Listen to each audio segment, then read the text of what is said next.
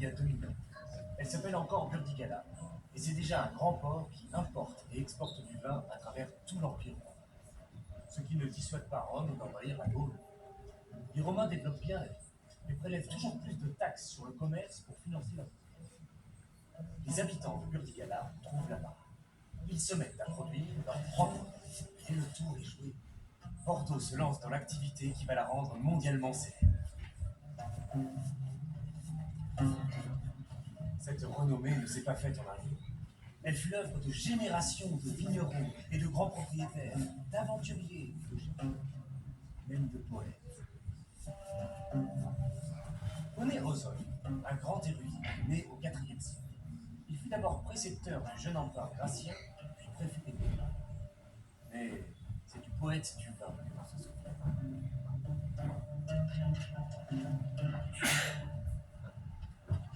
Rome, c'est avait été les barbares assurèrent au Ve siècle. Les temps qui suivent sont troublés, mais Bordeaux et son vignoble s'améliorent. On a toujours besoin du vin, pour la messe, pour soigner les malades, et même pour étancher la soif. Le grand chamboulement du Moyen-Âge viendra d'Agnès, du chef. Cette femme, décidée, quitte le roi de France en 1152 pour épouser celui d'Angleterre, Henri II. Et l'Aquitaine se retrouve opposée au royaume de France pour 3 siècles. Les Anglais, eux, n'apprécient pas seulement les Françaises. Ils raffolent de nos clarets, des rouges très légers, au point d'accorder aux marchands bordelais de vastes privilèges commerciaux qui font de Bordeaux le plus grand port d'Europe et le plus prospère. Mais rien n'a dû. En 1453, la guerre de Cent Ans s'achève et Bordeaux retourne à la France. Sauf qu'avec les Anglais, c'est l'abondance qui s'envole.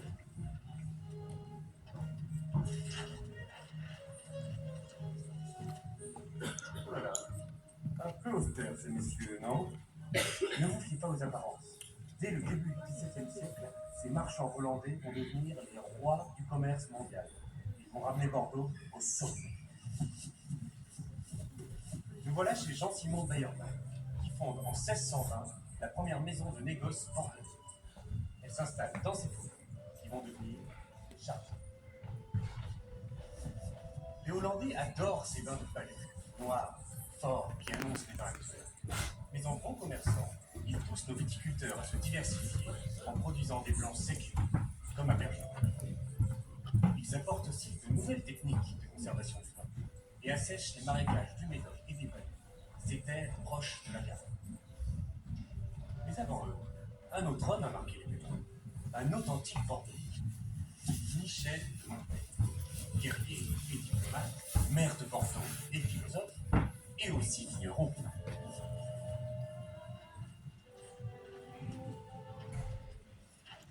Cheers, my lord! Nous voici à Londres, dans le restaurant d'Arnaud III de Montac, héritier du domaine du Haut-Brieuc. La gentry anglaise accourt ici pour goûter son O'Brien, même s'il reçut 4 fois le prix de Clarence. Montac soigne si bien sa production que l'on vient jusque dans ses terres pour comprendre ceci. Les grandes familles bordelaises l'imitent. Elles se disputent les meilleures terres, améliorent leur technique de culture et de vinification, fondant au passage une véritable aristocratie viticole bordelaise. Voyez le comte Nicolas de Ségur.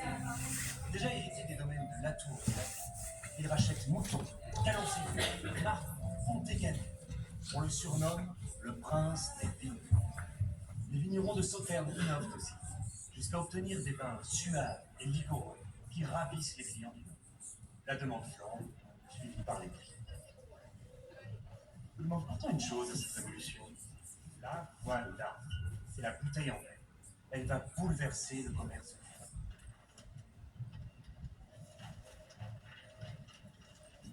Élégant le Bordeaux du XVIIIe, non? Ni les rues sombres, tortueuses, inquiétantes de la ville médiévale. Bordeaux s'ouvre, s'embellit, rajeunit, grâce à une nouvelle prospérité apportée par des marchands, courtiers, négociants venus de toute l'Europe. À l'exemple des Irlandais Thomas Barton et Abraham Lawton, ils repèrent les meilleurs vins, les font mûrir, les mettent en bouteille et les expédient de par le monde. Et dans le quartier des Chartreux, ils concourent pour le plus bel hôtel particulier, le chez le plus vaste. Ces brillants négociants font de Bordeaux le centre mondial de production et de commerce du vin. Mais ce siècle est aussi celui des Lumières. Saviez-vous que Montesquieu, l'auteur de l'Esprit des lois et des lettres persanes, était bordelais et un vigneron qui défendit farouchement les vignes que le roi voulait faire arracher?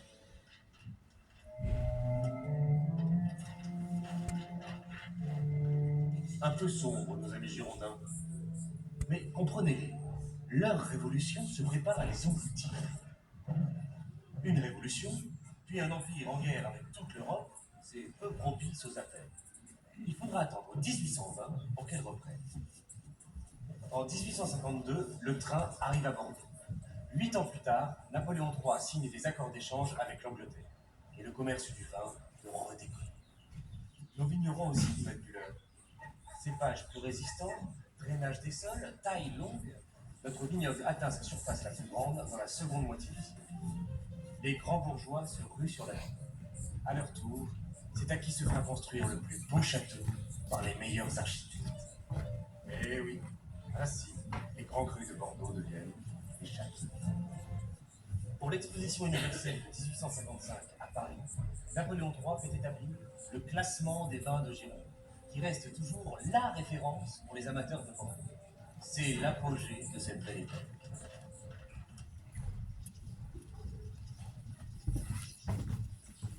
Ah, sale bête!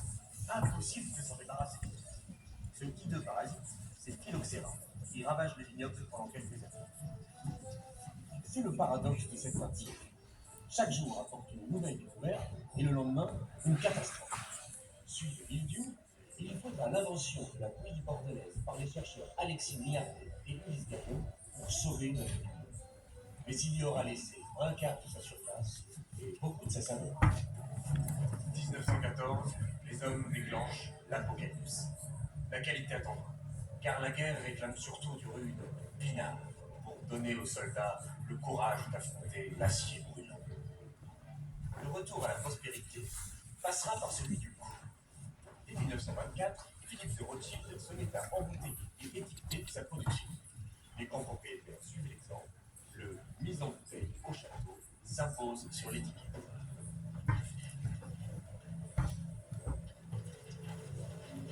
Juin 1940, la France fuit sur les routes et Bordeaux devient un refuge pour son gouvernement. Et bientôt, la ville est occupée, souffre, l'activité du vignoble dépérit, jusqu'à la libération.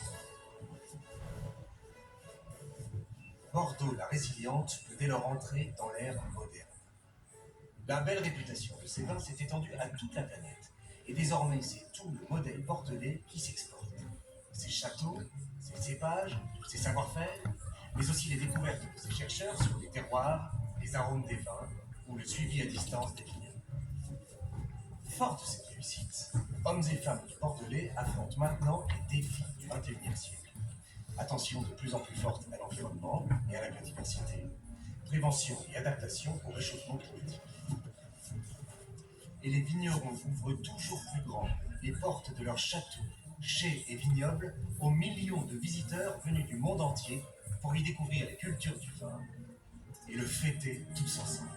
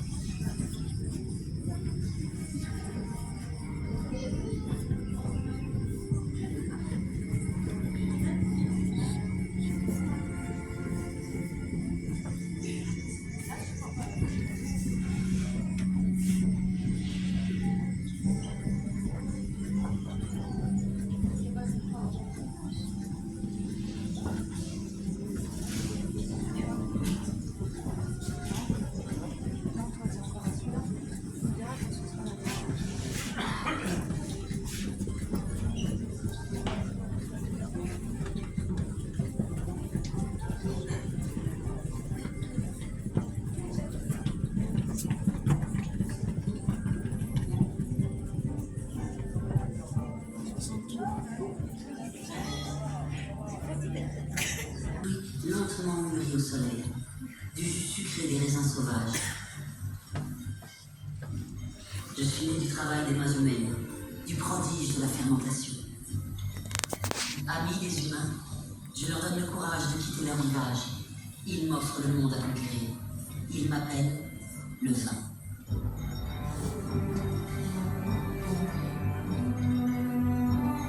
Me voici sur les rivages de la Phénicie, l'actuel Liban. Percevez-vous la brise légère qui vient des terres et nous porte des parfums de fleurs et d'épices?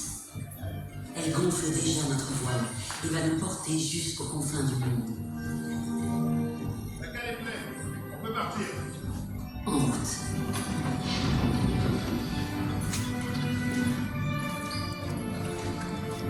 Les Phéniciens sont d'excellents marchands. Ils apportent des merveilles aux autres peuples de la Méditerranée. L'alphabet, l'art oriental et surtout moi, le vin. Les jarres en argile débarquent dans les ports. Les vignes se répandent en Sicile, en Italie, en Espagne, en Grèce. À l'image d'Ulysse, le héros de l'Odyssée, les Grecs sont devenus maîtres dans l'art de la navigation. Ils me transportent dans des amphores qui badigeonnent de résine pour les rendre étanches.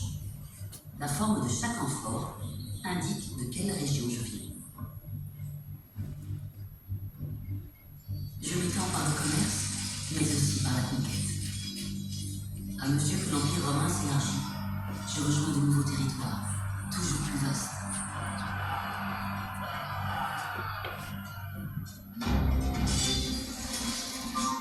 Du port d'Ostie part une multitude de navires qui m'emmènent vers les colonies romaines, en Europe, en Afrique du Nord, au Moyen-Orient. Certains sont équipés d'énormes jarres, les dolias, qui peuvent contenir 3000 litres chacune.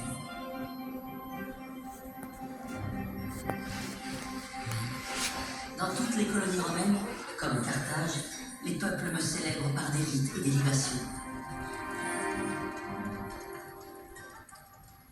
J'apporte l'ivresse mystique jusqu'en Gaule ou en Germanie.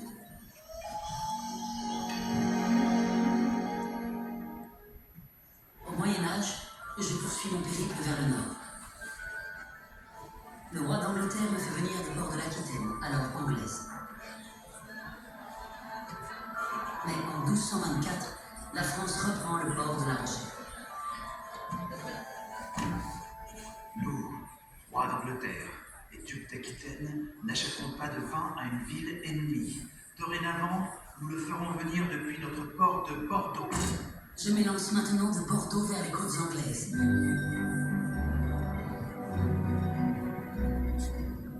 Près de 100 000 tonneaux quittent le port chaque année. La grande flotte d'automne emmène d'abord les clarets, tout juste produits dans les environs de la ville.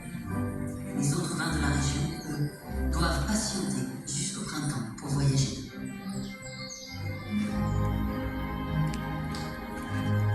L'Europe ne me suffit plus. En 1492, Christophe Colomb atteint le continent américain. Je suis à bord de ce navire. Je me conserve mieux que l'eau qui croupit en quelques jours. Je redonne leur vigueur aux marins malades, j'anime leur nuit de quart et j'enflamme leurs récits.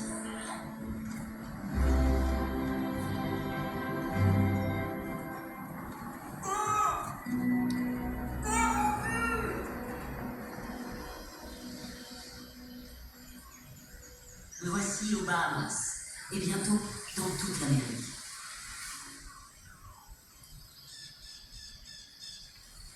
Pour évangéliser le continent, les prêtres y cultivent la vigne et préparent le vin nécessaire à leurs rituels et leurs pratiques médicinales. Pour me boire, il faut d'abord des vignes, et pas n'importe lesquelles.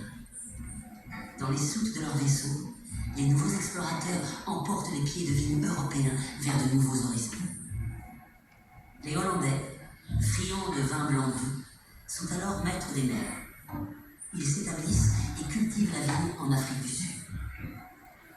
Pour mieux me conserver lors de ces grandes traversées, ils me fortifient avec de l'alcool. Passé le cap de Bonne-Espérance, leur route les conduit jusqu'au Japon. Je fais mon entrée au soleil levant.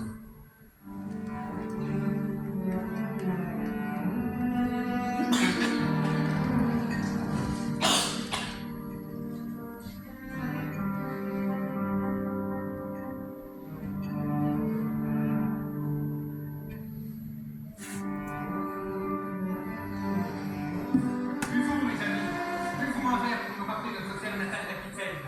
Nous serons bientôt en Californie. Le bien nommé Jean-Louis Vigne est tonnelier et vigneron génois. Il a bien tenté de produire du vin aux îles Sandwich, qu'on appelle aujourd'hui Hawaï, mais la reine Kaahumanu a interdit d'y produire de l'alcool. Il fait maintenant cap vers la Californie, où il s'apprête à implanter de nouveaux cépages. Il propulsera cette région dans l'histoire des grands vins.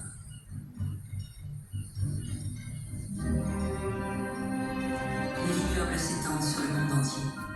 Les colons anglais plantent des vignes jusqu'en Australie et même sur les îles de la Nouvelle-Zélande. Les grappes de raisin rougissent sous le soleil austral.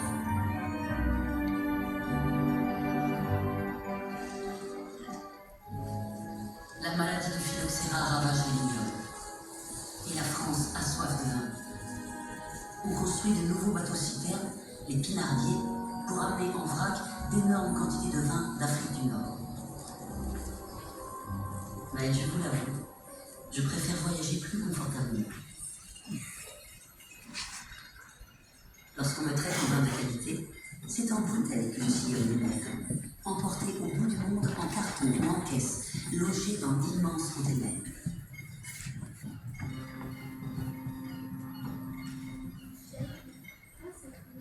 Aujourd'hui, les Japonais savourent les vins du Chili. Les Britanniques boivent les vins australiens. La Chine adore les vins français. Et la France raffole des vins italiens. Les bouteilles traversent les océans, reliant les vignes d'un rivage aux gosiers des contrées lointaines. Et demain,